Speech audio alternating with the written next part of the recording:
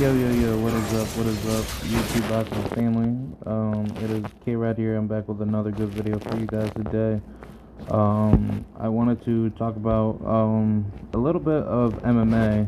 I have a little bit of a rant that I wanted to, bring up with you guys. I've always had, like, a really big issue with MMA fighters talking about weight cuts, and I've always get these, like, weird short videos, especially from the internet, where MMA fighters talk about their weight cutting stories, and I find it to be a little bit too weird and pretty just, how should I say, it seems like that they try to act like weight cutting is not too much of an issue in MMA, but like, to me at least, I find it to be a big problem because a lot of MMA fighters, regardless of what they say, weight cutting is probably really terrible at the end of the day. I personally used to wrestle in high school, and I'll say from my own experience, weight cutting is really bad when you don't know what you're doing. I only made the mistake of, like, not actually eating correctly, where, like, I made some pretty dumb decisions when I was younger by not trying to eat certain days at a time, in which that's really unhealthy to do, and I would heavily suggest for anybody that is in wrestling in high school or even at a college level, you should never do that. You should always stay hydrated. You should always eat the right food, and also just keep yourself up inside up inside the gym. That's another big, flaw that I tend to see out of a lot of combat sports athletes, that not a lot of fighters like to be inside the gym a lot. And I think, the key to losing a lot of weight, especially when you're getting ready for a fight, I think the biggest problem is just keeping yourself disciplined in the weight cutting. Because, I can definitely see the flaw where people are just, like, very eager to, like, go back and eat, but then once you have to get food, you have to be wearied of what you consume, because all that food that you consume, that's gonna resolve back into you gaining, or for you regaining water weight on top of actual weight itself. And that was something that I kind of figured out myself too, because for me, right now, I'm like 330 pounds, but I'm not really that much of a big guy. I am big, but I'm supposed to be like a lean, stocky, very slim type of, heavyweight type of person. And my certified weight of how much I can go down based off of my body fat, if I can cut it all the way down, I can literally go from 330 something pounds to like 190 pounds, in which, that's obviously a lot of weight. That's like, what, how many pounds difference? 330 minus 190, that's 140 pounds. So I mean, it's not bad per se, but it's like, you should always go a little bit above your certified weight of how much you can cut, and just keep a little bit of fat and just tone it out for muscle. I mean, my goal is to just go from 330 to 205, 215. That's like my natural weight.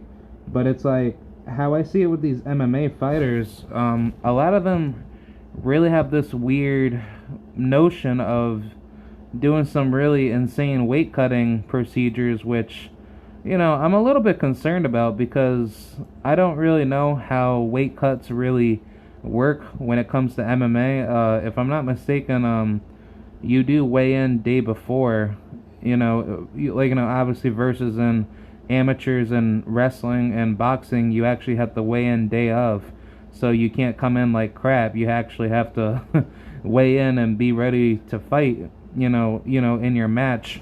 But for MMA, it seems like that fighters, they're able to weigh in day before, and then I guess, like, I don't know what else that they do after that weigh-in. Do they do like a pre-fight rehydration weigh-in, in which I would assume most state commissions would do that, and certain camps and teams want to make sure that the fight is on an even level playing field. But what I start to understand is that a lot of fighters are weight cutting the wrong way, and whatever resources that they're using, it makes me think that they're trying to drain to get down to a weight class that they're not naturally built for.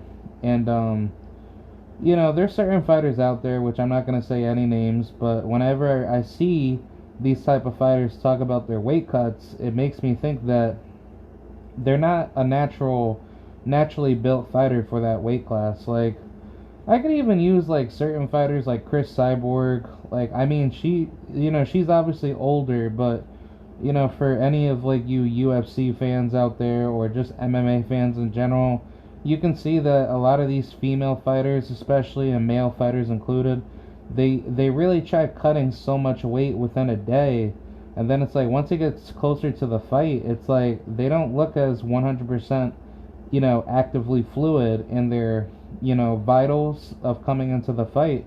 It looks like that they had to kill themselves to get down to that weight.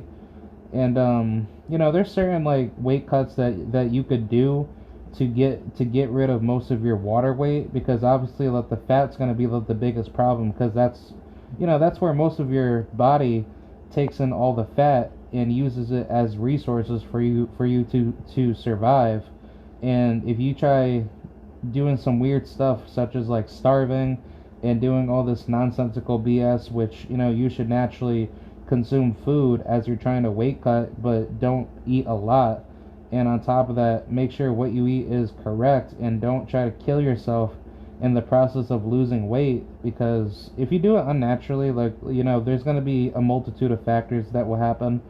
And I think this is very common in both boxing and MMA, but it seems like whenever fighters cut weight, they don't understand what they're doing in the event of cutting weight. So therefore, when you're cutting more weight than expected, and you understand that your body isn't naturally cutting the weight, you're just trying to force yourself down to a weight class that your body can't naturally go back down to, then that's where you're trying to drain yourself, because you're killing off the natural resources that your body has. So therefore your body's going to aggressively tell you, look, you can't do this anymore.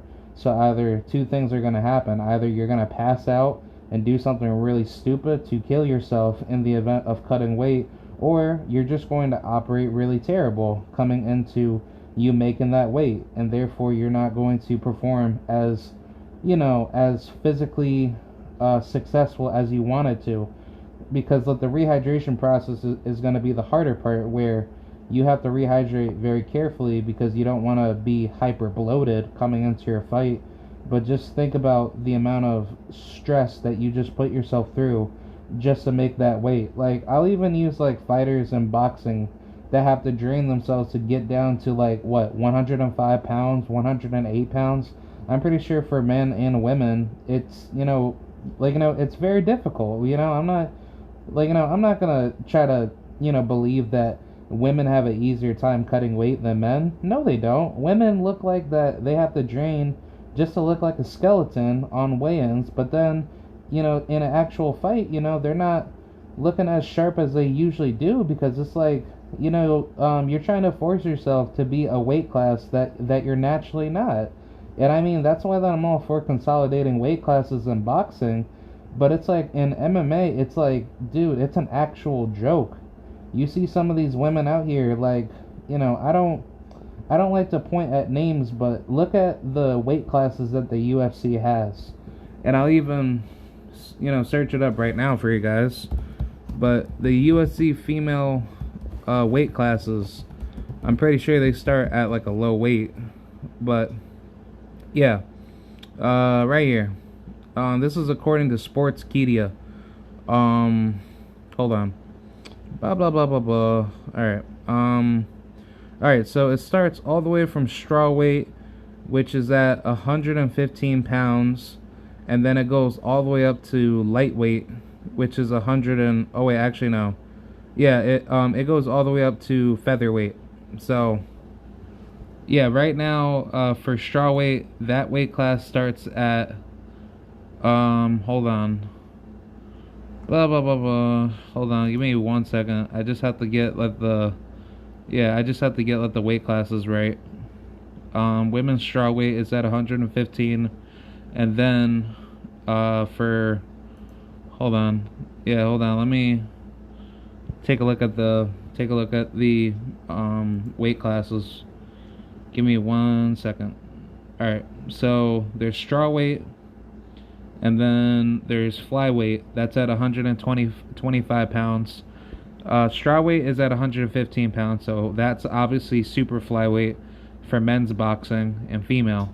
And then flyweight is at 125 pounds, which that's technically a a featherweight, at 126 pounds. And then the next class after that is bantamweight, which is at 135 pounds in that division. So that's technically lightweights. And then featherweight is basically the welterweight division at 145 pounds.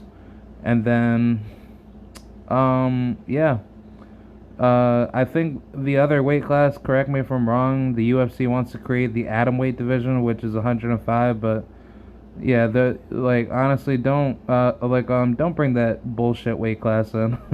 But to analyze what the weight classes look like, they look like that there's like about 4 weight classes total. So I don't know if that's correct. I'm actually looking at it right now. Yeah, so there's technically 4 weight classes. For only strawweight, flyweight, bantamweight, and featherweight. So I mean, it's not bad. There's obviously not a lot of females that weigh bigger than 145, but it's like, you could technically see where where the where the weight cuts are and how everything is hyper structured. But yeah, I just figured that I rant about this because I kind of find this to be really weird. Just like how everything is kind of set up right now for for the women in MMA, and then obviously for the men, it's like a little bit weird. But I mean, this is what we got right now according to the UFC. They have the strawweight, the flyweight champion. They have bantamweight, and then featherweight, which Amanda Nunes, she has titles in both of those weight classes. So that's actually very interesting. So yeah, I think that's pretty much it. I mean, there's really nobody here. There's no other weight classes above it. So yeah, that's actually pretty interesting. That'll be pretty cool to see how the UFC will evolve that.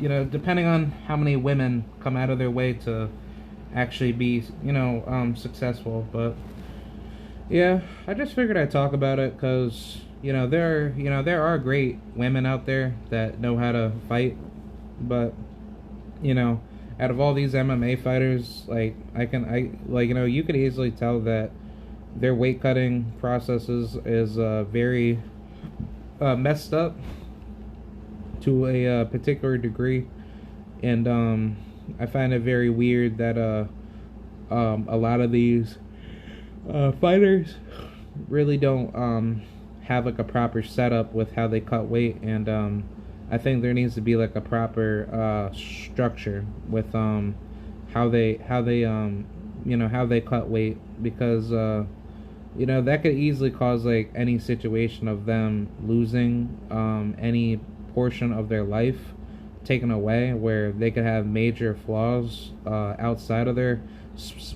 outside of their life technically, where they could very well end up being sick, or they could end up getting killed in the event of fighting, because once you drain all that weight and you look like a skeleton, in the actual fight itself, it kind of makes you look very, very weak coming into that situation. So that's pretty much what I have to say. I don't really have too much to really talk about.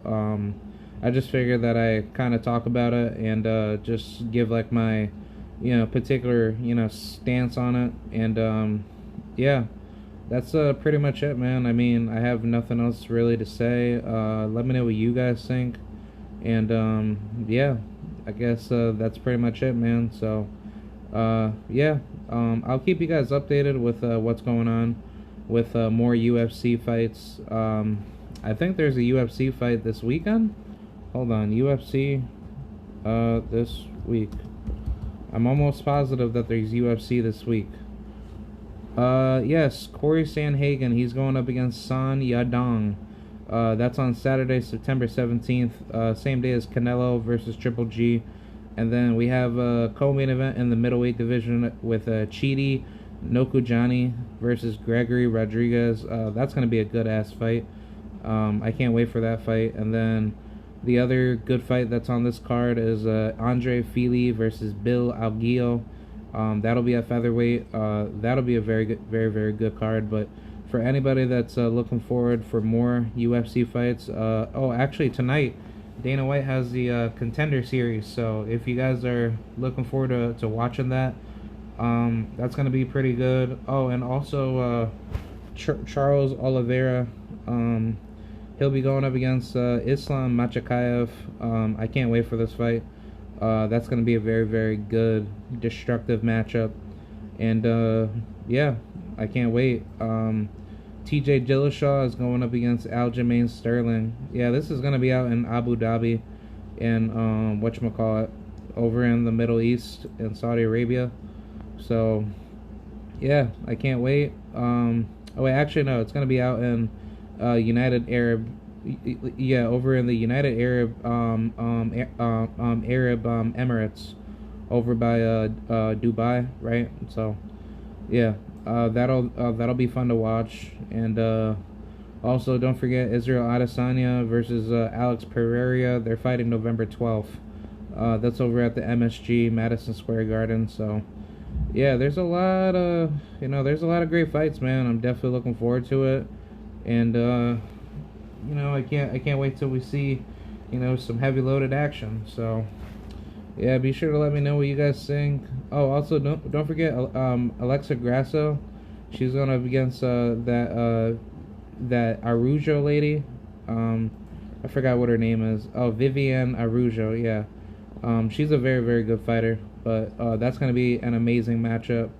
I can't wait for that matchup. Alexa Grasso, she's a beast.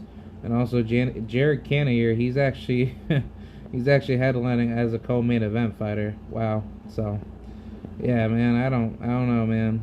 I mean, it's gonna be very interesting to see where everything will be placed, into the future. So yeah, man, that's pretty much it. I just wanted to say my little rant about these weight cuts that MMA fighters be doing. And yeah, that's pretty much it. Let me know what you guys think. Do you think that weight cutting in MMA is a problem, or do you think it's fine? It just depends on the fighter cutting weight. So I'll see you guys later. Bye.